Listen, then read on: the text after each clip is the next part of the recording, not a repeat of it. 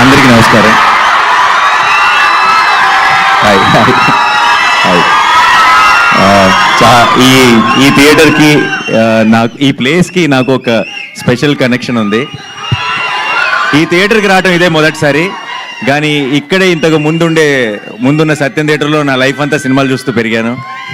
So ఈ ప్లేస్కి ఈరోజు ఇక్కడికి ఇలా వచ్చి మీ అందరినీ కలుసుకోవడం చాలా సంతోషంగా ఉంది.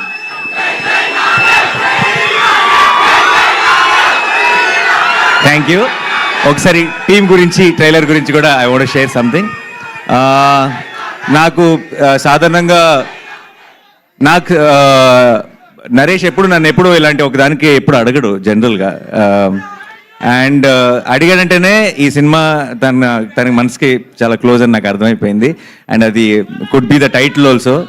డాడ్ డైరెక్ట్ చేసిన సినిమా టైటిల్ మళ్ళీ వాడటం వల్ల ఒక స్పెషల్ ఎమోషనల్ కనెక్షన్ ఉందనుకుంటున్నాను. అండ్